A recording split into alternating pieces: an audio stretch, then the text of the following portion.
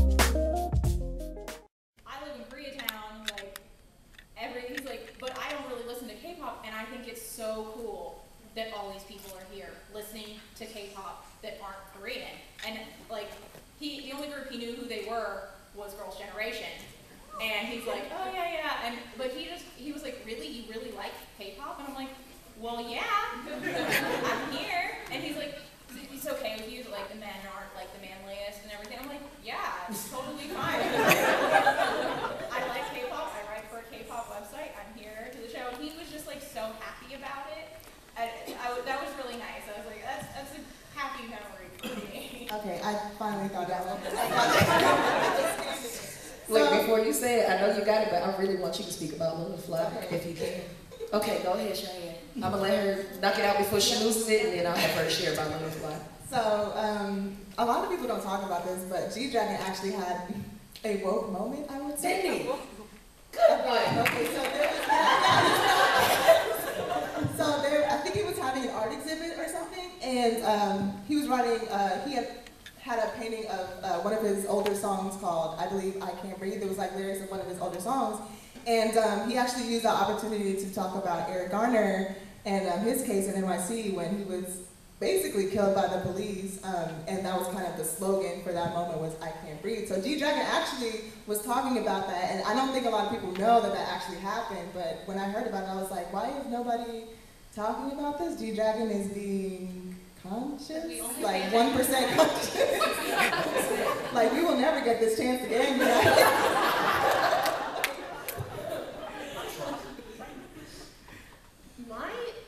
I've had actually really awesome experiences, I would say, by being different. I'll say that. I will say that. That as much as there are some bad things, I've had a chance to meet some people in K-pop particularly that I never would have met if I were Korean, to be honest. And like one of the best experiences I would say that I had, which was just mind-blowing to think about, was Kim Tae-woo of G.O.D. Did a concert in New York, and there were only 150 people. He did it after the G.O.D. tour that came here. And so you think of G.O.D. when you see them on TV, and how, you know, they're playing huge tours, and he's the legendary K-pop idol. And my friend and I were standing in the front, and like you'll see her with me here, and she usually does photography for me. And it was so wild because he assumed that my friend, who's Korean American, dragged me to the concert. And it was a small enough show that he was talking to people. And so he asked her in Korean, you know, so you brought your friend. And I was one of the only non-Korean people in this. There were two of us that were not anything but Korean. And she said, no, she brought me to the concert. And which is true. I'm friends with the person who was promoting it. So he said, oh. And then he turned to me and it was, do you know who I am? And I said, yes, you know, you're Kim Tae-woo of G.O.D. And he's like, oh, okay. And then the whole concert, I mean, he was like interacting with me and saying to me, and I had a similar moment like before I started working in media with Psy at the Today Show. Like I had an extensive conversation with Psy because I was kind of in the front. I wasn't Asian, and I had a sign that talked about YG. And like, you know, like I had Psy with, like, I love Big Bang, I love 21, and it was just about like how YG is awesome. And he said, do you know who YG is? And I was like, yeah. Why are you asking me this question when I have the sign? I didn't know anyone else did not make this sign. I made this sign. And so I think, you know, there's those moments that can be, you know, that's where I think you get beyond the cultural appropriation points where you do have those moments where you realize, you know, that like you can be socially conscious and, you know, that what happens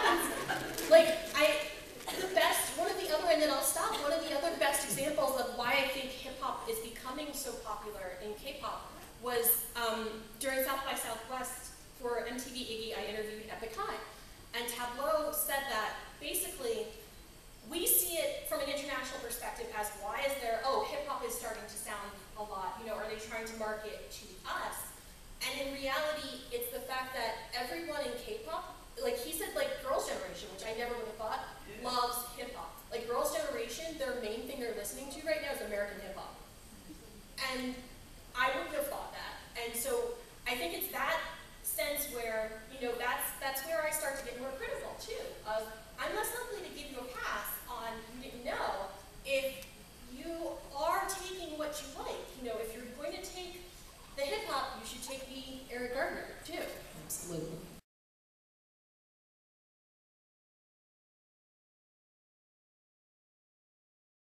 All pink, pink on pink. Everything that is not. You don't have to dress the part. That's the problem. I don't think people get that. You don't have to dress the part. I deliberately don't like. I love like pinup and rockabilly, but I don't listen to rockabilly music. But I like the visual aesthetic of it. But my main thing is hip hop. I mean, I think the solution is really. I love Uniray. I love Uniray, Tasha, and I think that's one of the solutions is for international fans stick behind MFBTY and Uniray. Because the thing that irks me the most is that more people know about CL than Uniray. Yeah. And there would be no CL without Uniray.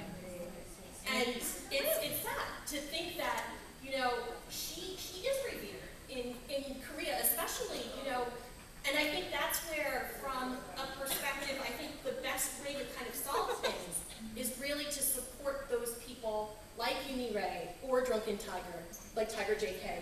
Cut you off right quick, I'm so sorry. I'll give you 2 more and then I need to take a couple more questions and then we need to close. 2 examples, one is here, find him, Dan aka Dan. Hip hop, Yeah. through and through. Yeah. None of the appropriation, cool cat. Other one, Top. Top started off that way, and Top said, "To hell with this." Top racks and suits. You can still be a slugger without having to do that. Those are 2 men I respect deeply, especially Dan, since I personally know him now, and I know his story and his reason. The brother just loves it, and he ain't, that's just brother. I don't care what color you are. Brother loves hip hop, and when he performs, it's electrifying. You have to see it. You need to find him and talk to him while he's here. You had a question as well, sir. Yeah, so I recently found out that that song by EXO, Call Me Baby, was actually produced by a guy who wrote songs for Usher. So Yes. what is the responsibility of all these beat makers, these songwriters, these producers who are selling their songs to Korean entertainment companies, that their music can be respected in a way that is beneficial to the culture in general? Because if you kind of think about it, if you want to defend them, they're either going to sell to a company that sells mostly to white people, or they're going to sell to a company that mostly targets Asians. I mean, in the end of the day, you're playing to a foreign audience. True.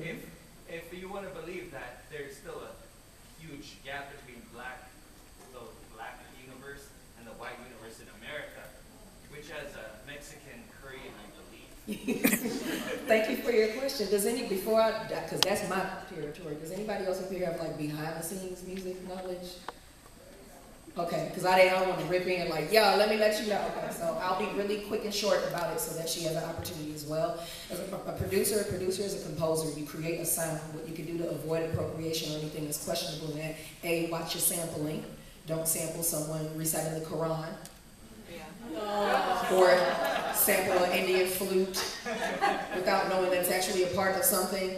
Don't make your sample something questionable. Also, music is conveyed only through what you hear. What you interpret of the music is based upon the lyrics. You're going to get a feeling, an air from what you get from the sounds. So Teddy of YG, who is known for having catalogs of different vibes, feels, and sounds, has a Missy Elliott / Timbaland catalog that he just produces stuff that sounds like 1998 up to about 2003.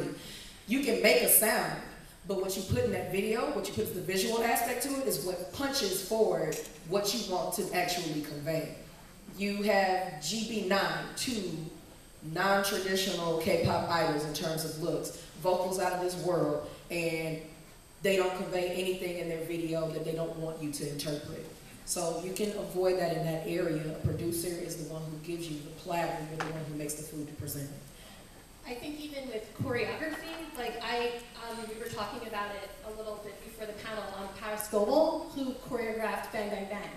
And there was a lot of controversy over her scene where she's chained to G-Dragon. And I had the opportunity to interview her for K-pop Stars. And it was interesting because she is not African American. People automatically assumed that because she does consider herself black, but she's not African American. She's actually, she's a New Zealander. And so to her, it didn't come off as imagery of slavery because she doesn't have that relationship with black culture.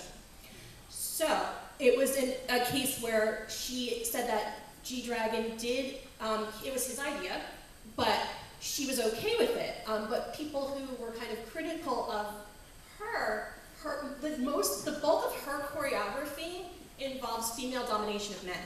Yeah. And so she saw it completely different, and like it's very female strong, feminine strong, and the men are kind of more of the window dressing.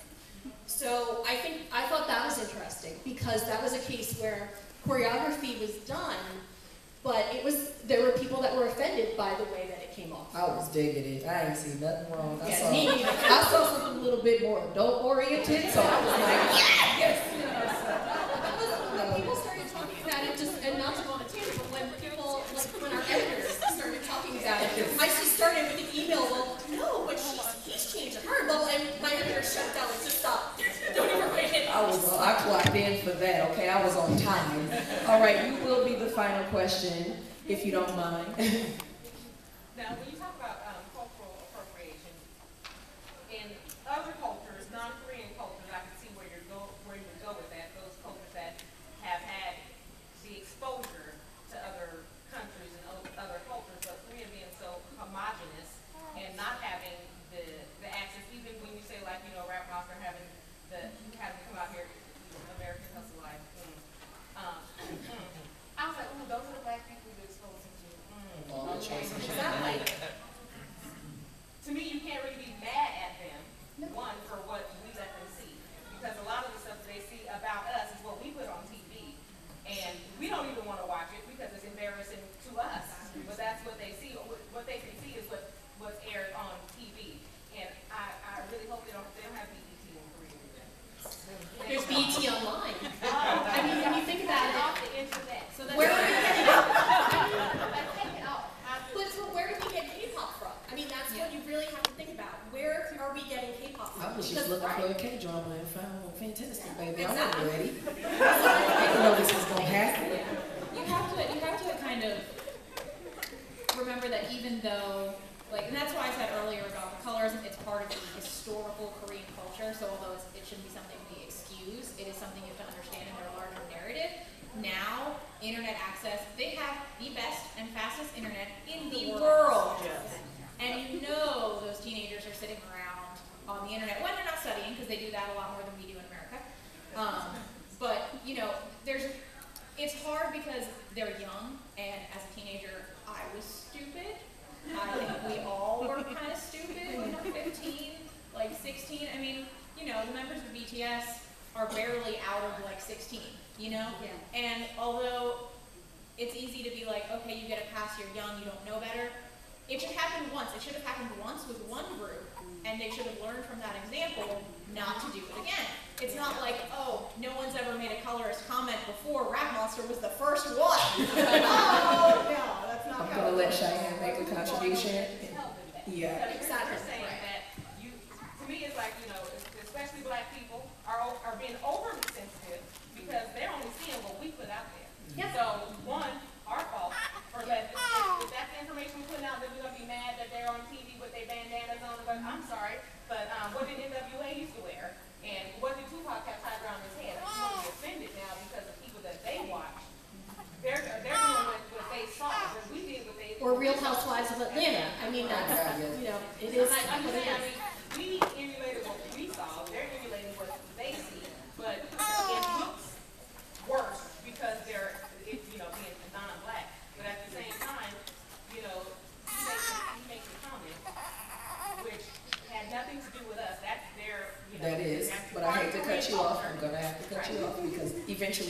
gonna retrieve this room from me. So I'll let Cheyenne have a moment, then there's one thing I wanna do with everybody who was here, and then we can carry on with our lives. So, Get it, Cheyenne. objection. Let go. No, but so I just feel like what you're saying, and I totally respect your opinion, but I feel like what you're saying, you are putting. It's not up to us. It's really not up to us to educate everybody in Korea. It's not up to us to fly to Korea and try to be the presentable black person in Korea. Like it's really not. It's up to that person to kind of educate themselves. Look, if you like hip hop, this is what you listen to. Then learn more about it. Learn about the stereotypes. Learn about where it rooted from. Learn about these things because it's not up to us. I remember one girl was telling me, but she was telling me, she's like, I really feel like sometimes the wrong black people are going to Korea. And I understand what you're saying when who is teaching them, because when I went to Korea, I was at a hip hop club, and there were these black dudes on stage, there were these brothers on stage talking about, telling everybody to say the N-word, because they were playing some song, and they were like telling everybody that's Korean to say the N-word, and I was just like, no. I'm definitely don't go We got it told.